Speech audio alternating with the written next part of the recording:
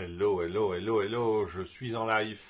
Je vais aller couper le réveil de ma fille et j'arrive, je suis à vous tout de suite.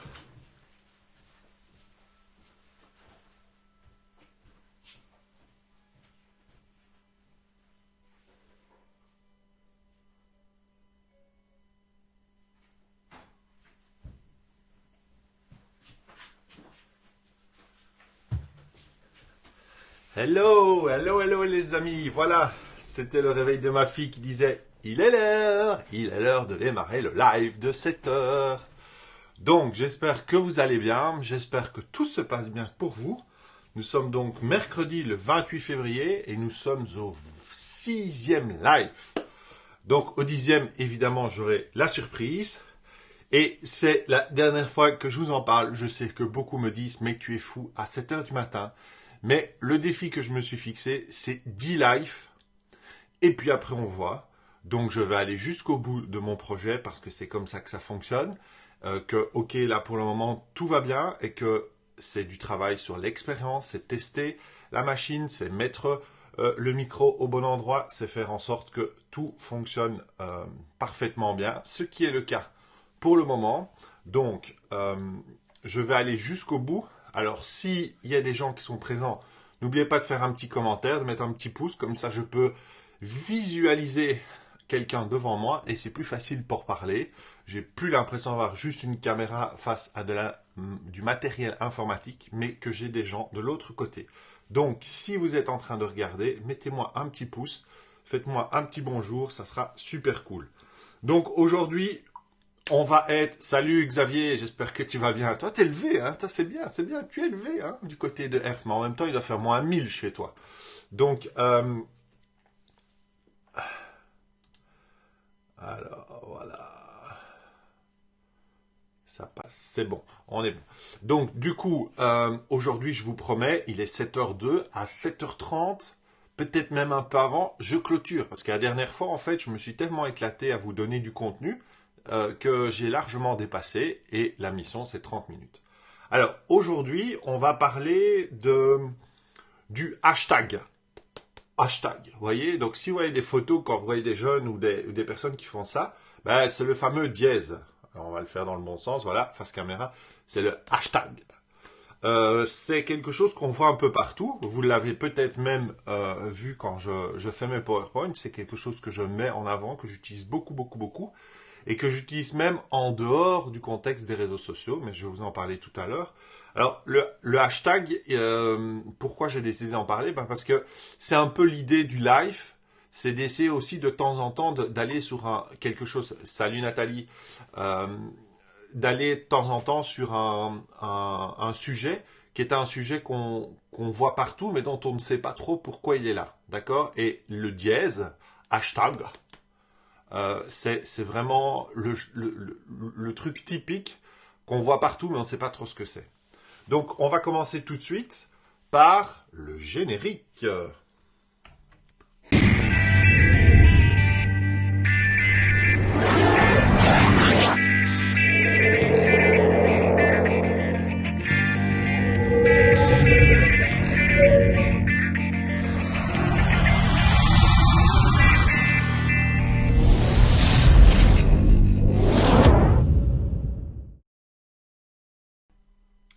Voilà, ah, vous avez vu, attendez, je vais me mettre convenablement, je vais faire ça, non, ça c'est l'autre bras, parce que c'est de travers, et je vais mettre mon bras ici, comme ça, et ouais, je suis parti là, vous avez vu?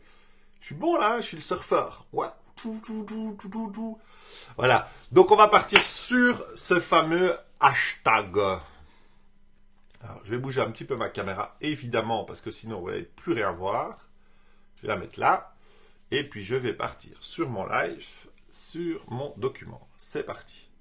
Donc, le hashtag, ce fameux symbole qu'on retrouve partout, d'où vient-il? Alors, il faut savoir que, pour ceux qui sont des vieux croulants comme moi, le hashtag, c'est pas quelque chose de nouveau, d'accord? C'est évidemment très présent dans les réseaux sociaux, mais en fait, ils existent depuis plus de 40 ans maintenant. On le retrouvait sur les téléphones à boutons comme ça. J'ai essayé les téléphones qui tournent parce que je me souviens du temps de ma grand-mère que ça existait, mais j'ai pas trouvé la photo. Donc peut-être que je me trompe. Donc, j'ai pas osé affirmer quelque chose dont je ne suis pas sûr. Donc, voilà le téléphone. Alors, c'est quoi la base? Ben, simplement, ce sont des informaticiens qui ont utilisé le dièse déjà sur les cartes perforées, là. Vous voyez, ceux qui ont connu ça, c'était des grosses cartes. Il y avait ça d'ailleurs au Colruyt chez nous en Belgique. Chaque fois qu'on achetait quelque chose au magasin, on prenait une carte. Et puis on prenait les cartes étaient dans une machine. C'était l'ancêtre du scanner dans les magasins. Eh bien, en fait, ces dièses servaient de raccourcis. Donc, c'était des raccourcis d'informations qu'on donnait à l'ordinateur. Donc, par exemple, quand on voulait lui donner une action et que cette action était déjà enregistrée dans l'ordinateur, on lui donnait un code et ce code était écrit après le dièse. Comme ça, l'ordinateur savait que le dièse que derrière le dièse, pardon, et on est au matin, derrière le dièse se trouvait une action qui était déjà préprogrammée. D'accord? Et puis ensuite, le hashtag a été popularisé par Twitter, par Chris Messina, qui a envoyé un tweet en 2007 en disant, voilà, qu'est-ce que vous en pensez si je mettais les dièses, donc les hashtags, si je les plaçais dans... Je vais mettre juste pour pas que ça vous gêne au niveau de l'écran. Voilà. Ça me plaît mieux comme ça. Donc c'est Twitter qui a popularisé le hashtag. Et c'est depuis ce moment-là que tous les réseaux sociaux ont petit à petit repris cette méthode. Salut Gaël! Yeah, Gaël! Il est là! Ils ont repris cette méthode à peu près sur tous les réseaux. Et le dernier réseau social qu'il a utilisé, c'est Facebook. D'accord? Donc Facebook a fait ça en 2013, donc c'est très très tard. Ils ont pris beaucoup de temps pour utiliser les hashtags, mais ça veut dire que maintenant, sur les réseaux sociaux, alors LinkedIn, j'en vois pas beaucoup. C'est vrai que j'en vois pas beaucoup des hashtags, mais il y en a. Mais tous les réseaux sociaux ont le hashtag. Alors maintenant, à quoi ça sert ce truc? Alors, il sert à centraliser une information. Donc c'est tout simple. Ça, c'est un peu comme si vous preniez des classeurs et sur le bord du classeur, vous notiez, alors je ne sais pas, oui, classeur, je pense qu'on dit, parce qu'en Belgique on dit aussi farde, mais farde c'est autre chose en France, donc je vais dire classeur. Le classeur, c'est comme si vous le mettiez un code et c'est un peu le titre de votre classeur. Eh bien, sur un réseau social, le hashtag, ça vous sert à ça. Alors, pourquoi c'est important du coup de les utiliser? C'est assez simple à comprendre, c'est que quand vous allez les utiliser, vous allez dire aux autres que ce que vous venez d'écrire sur votre post, sur votre photo, sur votre vidéo, est en lien avec un thème, et que ce thème, c'est peut-être un thème qui vous intéresse aussi. Donc, ça va permettre vraiment de centraliser les informations, de les remettre tous au même endroit, et c'est hyper pratique. Seulement, il y a des règles pour le hashtag, et souvent... ça devient un gros délire, certains posts avec des hashtags. Je vais vous montrer d'ailleurs tout à l'heure une petite vidéo sympa. Elle est en anglais, mais vous verrez, c'est pas compliqué à comprendre sur la façon humoristique d'expliquer que le hashtag, trop d'hashtags, ça tue aussi. D'accord? Donc le hashtag, il doit s'écrire en un seul mot. D'accord? Donc si on a deux mots, par exemple, si je veux écrire Jean-Pierre, j'écris pas hashtag Jean, hashtag Pierre. J'écris hashtag Jean-Pierre. Alors certains font comme technique, c'est pour ça que vous voyez des majuscules dans les hashtags, ils mettent une majuscule à chaque début de nouveau mot. D'accord? Pour montrer que ça se découpe. Parce que c'est peut-être plus facile aussi à lire au niveau du cerveau. On se rend compte avec la majuscule qu'on est en train de passer un autre mot. Parce que sinon, c'est des fois un peu compliqué de lire certains hashtags. Ça ne doit pas être très long non plus. Et vous pouvez installer, vous pouvez y intégrer des nombres. Par contre, ce que vous ne pouvez pas faire, c'est tout ce qui est signe de ponctuation. C'est tout ce qui est caractères spéciaux. Alors, il y a quelques années de ça, il y a eu un espèce de mouvement international francophone et espagnol aussi, espagnophone, on dit, parce qu'en fait, ils ont voulu ajouter la cédille et l'accent. Parce que nous, par exemple, si on prend le mot aîné, donc l'aîné d'une famille, qu'on enlève l'accent, ça devient la haine. ça devient haine, mais c'est alors pas la haine avec le H, hein, la haine sans le H, mais ça devient un autre mot. En espagnol, je suis pas du tout espagnol. Valérie pourrait certainement y mettre des exemples, mais en espagnol aussi. La cédille, c'est pareil. Donc la cédille et l'accent a été rajouté il y a quelques années maintenant. J'en vois pas beaucoup avec la cédille, donc je pense que c'est plutôt du côté espagnol. Par contre, les accents, ça on peut les voir. Et ça peut d'ailleurs être une marque de différence. Il faut juste que vous sachiez bien, c'est que comme le système est international, euh, l'accent n'est pas utilisé ailleurs qu'en francophonie.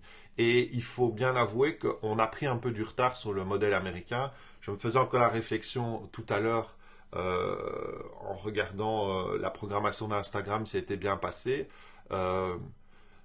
Sur certains thèmes, on a principalement que alors sur Instagram, hein, on a principalement que des Américains. C'est normal, proportionnellement, ils sont plus nombreux.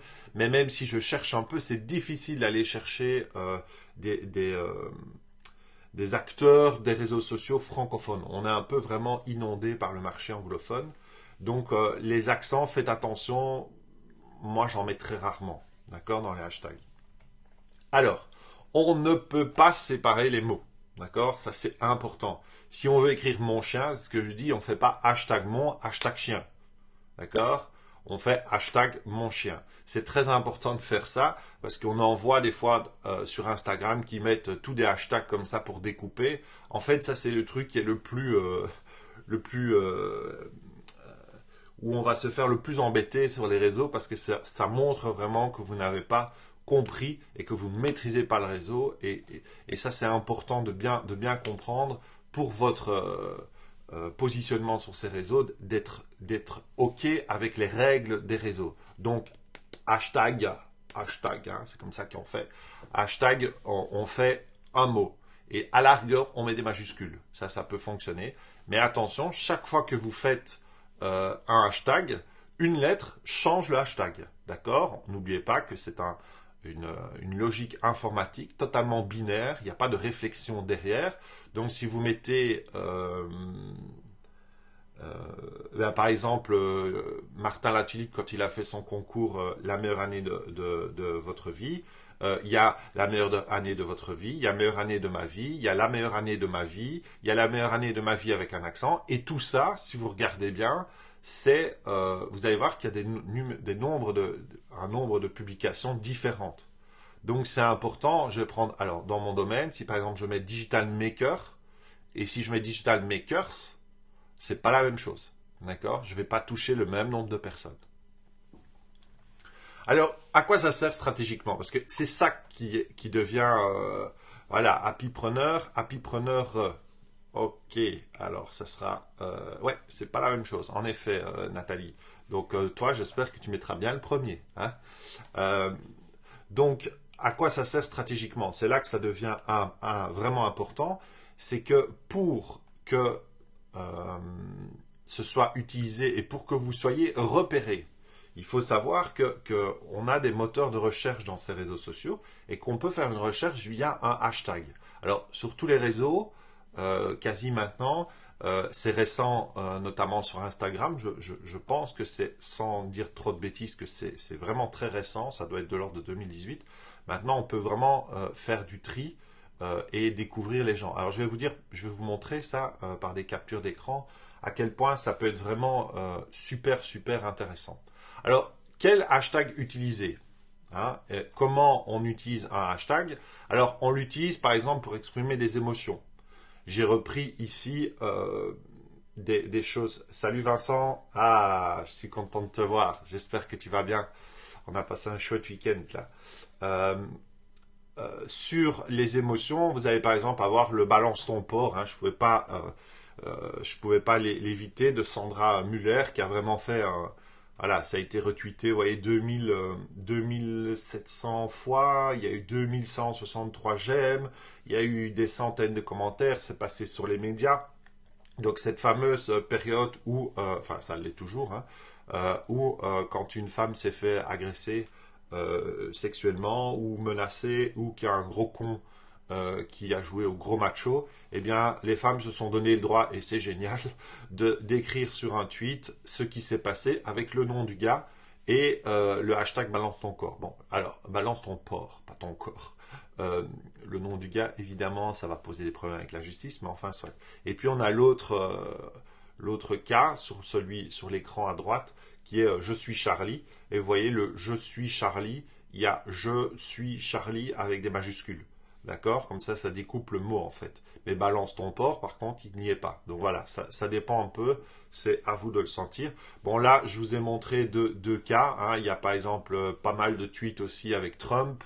Il y a pas mal de hashtags dans ce sens-là.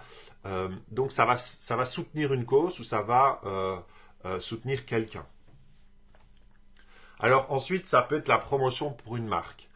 Donc, identifier un lieu, un événement, c'est hyper important et ça fonctionne très bien. Il y a par exemple eu à Paris, je crois, un concert où vous aviez un gros panneau avec un hashtag qui était défini et chaque fois que quelqu'un écrivait ou faisait un post avec le hashtag était pris en compte par la machine et on avait un post supplémentaire. Et après un certain nombre de posts, il y avait des bonus dans le concert, enfin des choses comme ça. Ça permet quoi? Ben, ça permet tout simplement de faire exploser l'activité. Prenons un exemple que j'ai vécu il y a 2 ans maintenant.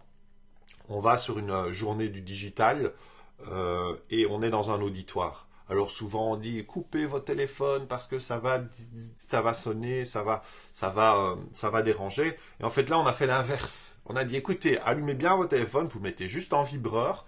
On va passer du contenu de folie. La seule chose qu'on vous demande, c'est de filmer, de photographier, de faire des posts. Alors évidemment, faire des posts, ça sous-entend aussi qu'il y a des gens qui peuvent faire des posts négatifs. Hein. D'accord, il faut savoir gérer ça. Mais faites des posts. Sur Twitter, c'était principalement là, ce coup-ci. Et vous mettez le hashtag, c'était quoi, Digital Wallonia. Donc, vous mettez ce hashtag-là. Ce qui fait que moi, de l'autre côté, je peux, avec des logiciels, récupérer, en fait, le fil de ce hashtag-là, d'une telle date à une telle date, d'une telle heure à une telle heure. Et je peux avoir carrément la synthèse de l'événement sous format hashtag. Donc j'ai tous les événements, donc tous les gens qui étaient dans la salle en fait m'ont permis de faire ce qu'on va appeler cette synthèse collective, mais elle se fait naturellement. Donc ça c'est juste génial. Forcément, en formation, des choses comme ça, quand vous avez un grand auditoire devant vous, que c'est une conférence et que vous voulez gérer les téléphones, bah, faites ça. Faites un hashtag qui est spécifique à votre événement et vous dites aux gens, voilà, allez-y. Mais n'oubliez pas de mettre ce hashtag. Et comme ça, vous allez aussi pouvoir faire la promotion de cet événement ou de votre marque. C'est utilisé aussi, comme vous voyez sur la photo, c'est une société qui a créé un Twitter Wall. Donc en fait, c'est un mur et c'est un peu de circonstance parce qu'en Belgique, c'est le salon du bâtiment. Et donc ici, Eternit, c'est un acteur majeur. Il a créé un mur et en fait derrière il y a un logiciel. Chaque fois que vous mettez le hashtag Eternit, non, c'est pas hashtag Eternit, hashtag live Eternit, pardon, il apparaît sur ce mur avec la photo de la personne et son commentaire que vous voyez sur l'image. Donc ça c'est la deuxième possibilité du hashtag. Il est utilisé pour faire la promotion. Donc quand vous voulez vous mettre en avant sur un réseau social, vous pouvez aussi créer vos hashtags. Par exemple, moi avec ma femme, je suis sûr qu'ici, les courageux qui sont réveillés et qui nous connaissent, vous savez qu'on a un hashtag, on va tout déchirer. Hein, ok, donc, hashtag, on va tout déchirer. Alors, ah oui, c'est assez frustrant de mettre cette petite caméra parce qu'en fait, chaque fois, elle n'est pas au bon endroit. Alors voilà, comme ça.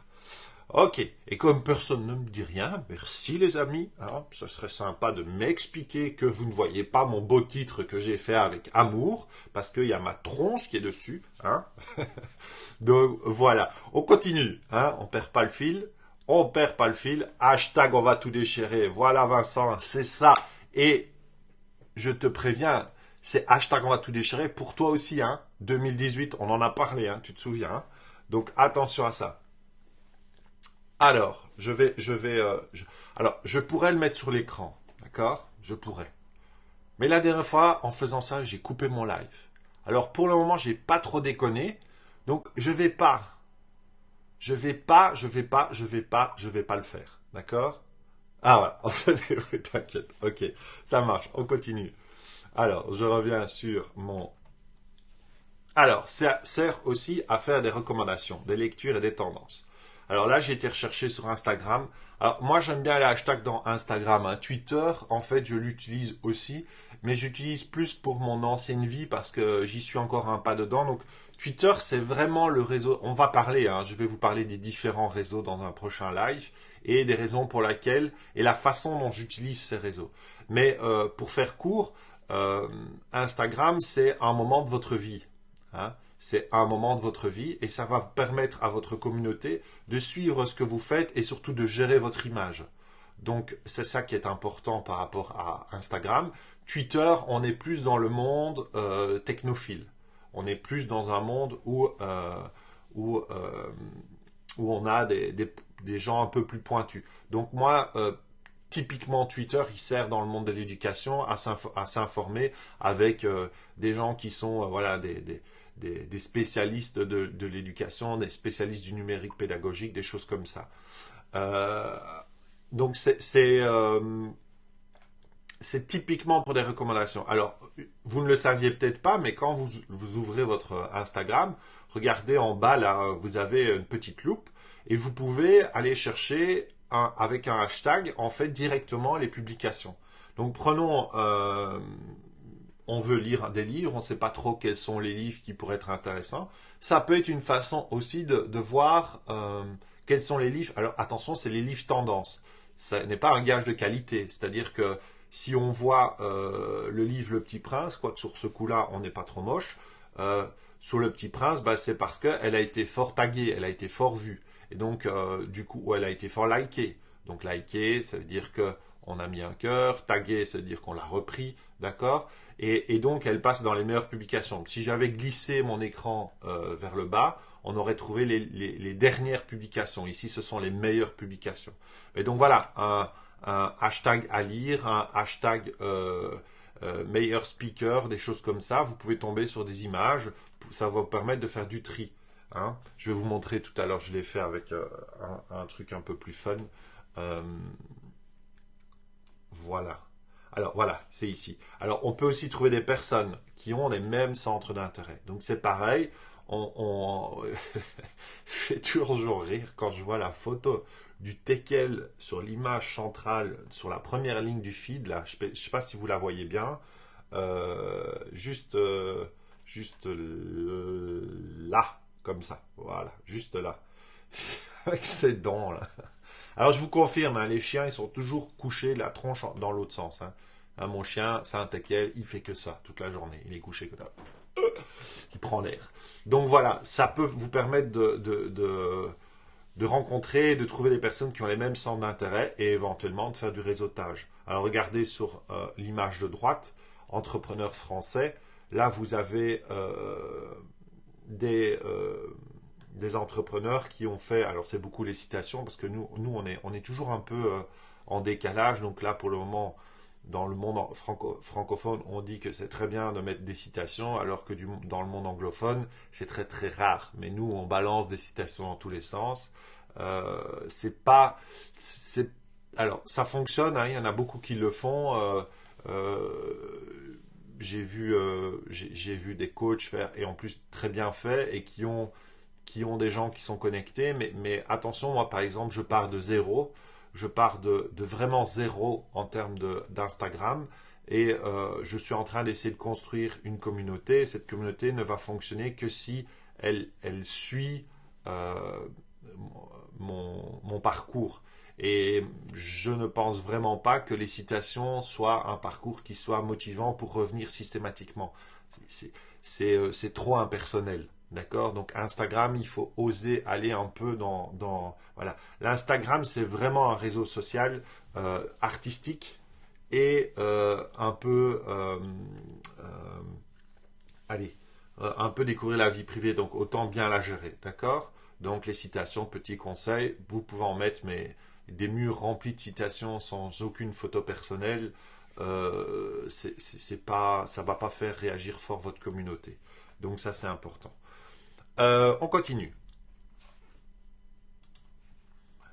Ah oui, on continue, oui, d'accord. Alors, on continue, mais je suis arrivé à la fin de mon... oui, privé, voilà, c'était ça, pardon. Je suis arrivé à la fin de mon PowerPoint, donc je vais revenir un peu sur grand écran. Mais vous savez que dans un live David, vous avez toujours des outils. Alors, les outils pour trouver les hashtags, c'est compliqué parce que c'est assez stratégique le hashtag. D'accord? Alors, je vais vous donner trois techniques que j'utilise. Deux logiciels, dont un qui est pour le moment bloqué, mais il fonctionne extrêmement bien. Donc, il était en mode bêta, il a été refait, donc maintenant il est un peu à l'arrêt. Et puis une troisième technique, un peu en mode hacker des comptes qui fonctionnent. Alors, on va revenir sur les outils. Je vais vous montrer. C'est une vidéo que j'ai enregistrée. Oui, si je ne me mets pas sur le logiciel, ça ne fonctionne pas. C'est une vidéo que j'ai enregistrée et que je vais vous commenter en direct. Donc, trendsmap.com, c'est un outil, voilà, qui est assez fabuleux. Pourquoi? Parce qu'il va vous permettre de vous positionner par rapport à votre région. Donc là, on est sur Paris et regardez ce qu'on voit le plus souvent. Ben, c'est Neymar, hein, pour le moment, c'est équipe. Et on va voir aussi le Salon international de l'agriculture 2018. Et quand vous cliquez sur les noms, ben, vous avez à votre droite les tweets et ce qui se passe sur Twitter, sur YouTube, les choses qui sont les plus visibles. Alors, je suis remonté après pour voir Bruxelles et là, on voit qu'on est beaucoup plus dans des recherches autour de la Commission européenne. Où j'ai voulu vous montrer que c'est intéressant pour découvrir un peu les régions, c'est que j'ai été voir du côté du Luxembourg. Et au Luxembourg, quand on regarde, là j'ai un peu chipoté, donc voilà. Il faut savoir que voilà, si j'ai fait exprès, c'est payant, c'est 25 $. Là, il y a moyen de l'obtenir gratuitement pour une semaine, je pense. Mais je ne l'ai pas fait. Mais voilà, si vous prenez le Luxembourg, par exemple, là, vous allez voir que ce qui est intéressant, c'est la fintech, le blockchain, la cryptocurrency. Ben, évidemment, vous êtes au Luxembourg. Donc, vous allez avoir par rapport aux régions vraiment des sujets qui débarquent. Vous allez par exemple voir un Instagrammeur dans votre région qui est puissant. Ben, vous allez tout de suite découvrir que c'est un gars à suivre. Et alors, vous avez le hashtagify qui est pour le moment bloqué. Vous voyez, il est en progrès. Mais ça, c'est vraiment, vraiment, vraiment intéressant. Donc, Trendsmap et Hashtagify, qui est vraiment, vraiment un tout bon produit. D'accord? Donc, je vais revenir sur ma caméra. Voilà, ce sont deux logiciels qui sont hyper intéressants parce que quelle est la stratégie que vous devez avoir? C'est de trouver les bons hashtags. Alors, ceux qui me suivent sur Instagram, vous allez voir que j'utilise par exemple le hashtag entrepreneur. Et c'est pas une bonne idée en fait. Parce que le hashtag entrepreneur, il y a 137 millions de publications à l'heure où je vous parle.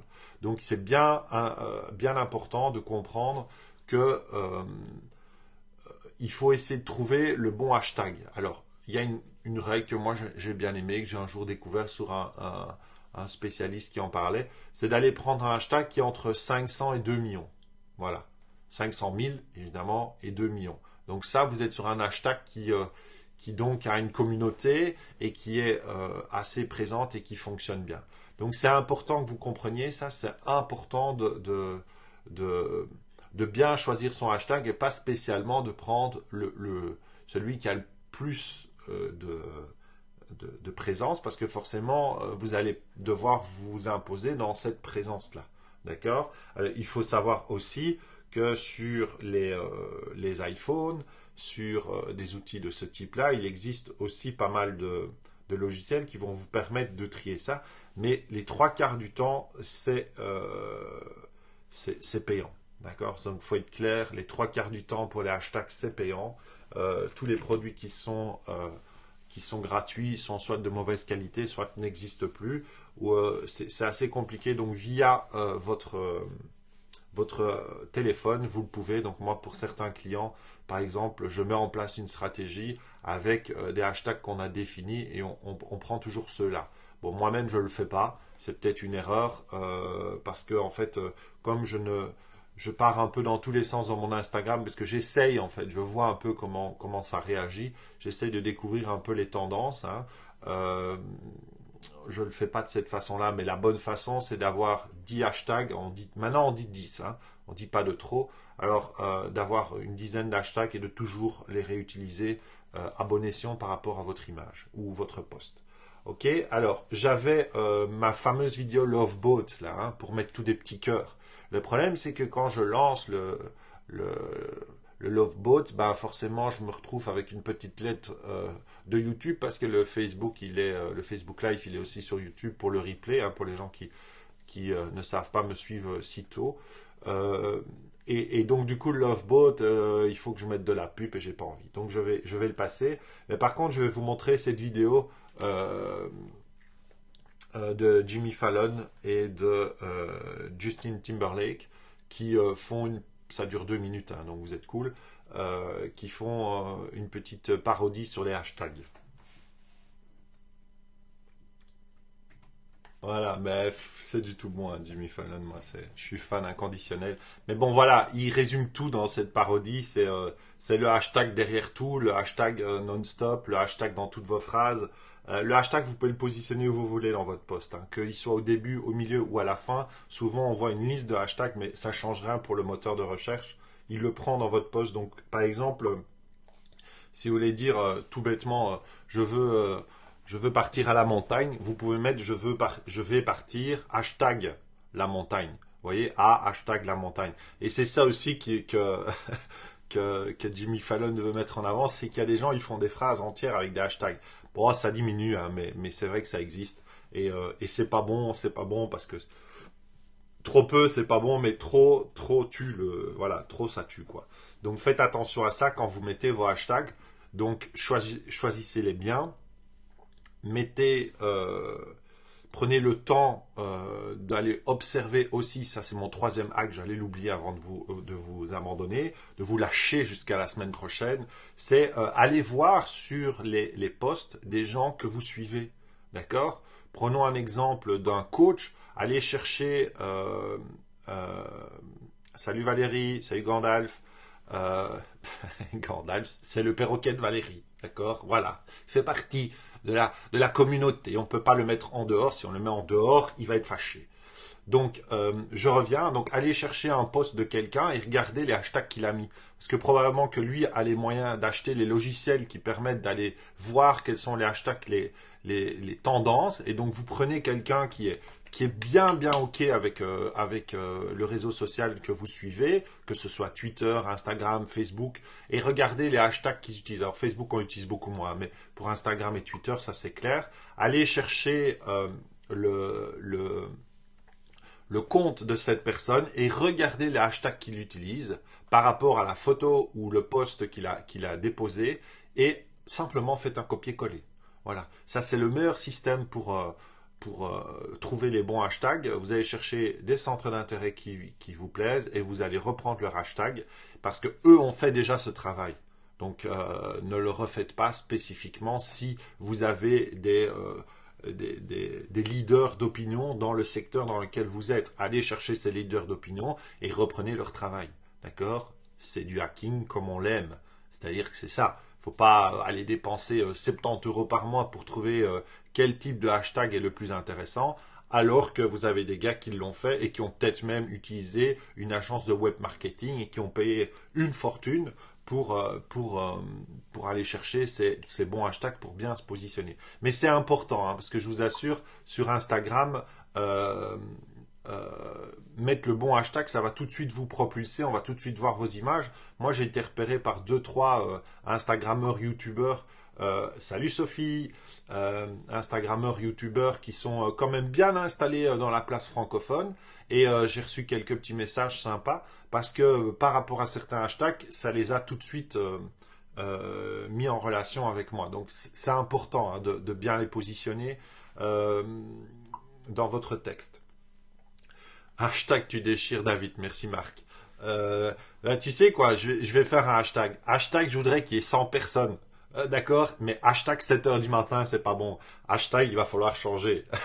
J'ai dit que j'en parlerai plus. Voilà. Mais c'est vrai que c'est important d'avoir ces stratégies en tête. Donc, je vous rappelle que vous avez ce logiciel cartographié. Hein, vous allez voir sur le live. Je vous rappelle les petites règles aussi. Allez revoir le live, c'est important. Et donc, c'est fini pour aujourd'hui, 7h37. J'ai un petit peu dépassé, mais j'ai parlé que d'un sujet. Je suis resté concentré.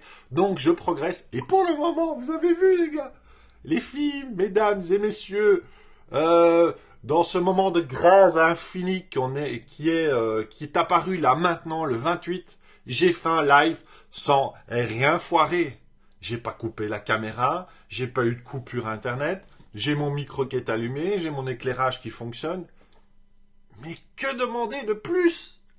Allez, c'est parti pour le générique de fin et forcément la petite danse, parce que pour ceux qui étaient dans un certain séminaire en France, ce week-end, se mettre en énergie et faire rentrer l'énergie par la musique est quelque chose de super intéressant.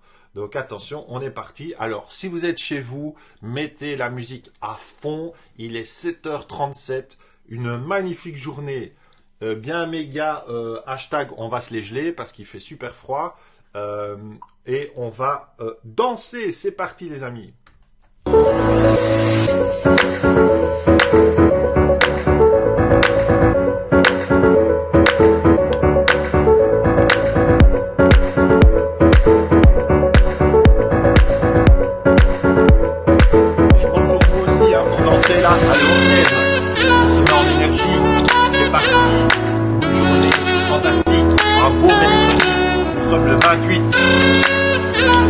Oui Vincent, c'est prévu, t'inquiète, 20h30.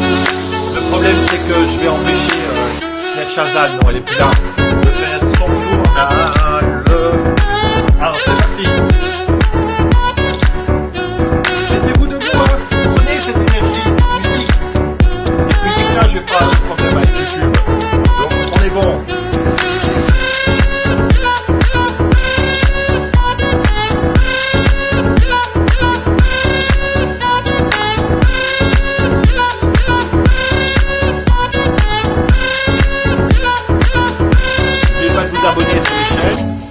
La tête collée au plafond, c'est sur YouTube. Mon Instagram, mon SoundCloud. N'oubliez pas, sur ma page Facebook Pro, David Moussebois, Digital Maker. Et je suis aussi sur LinkedIn pour les entreprises. Ciao les amis. Au revoir.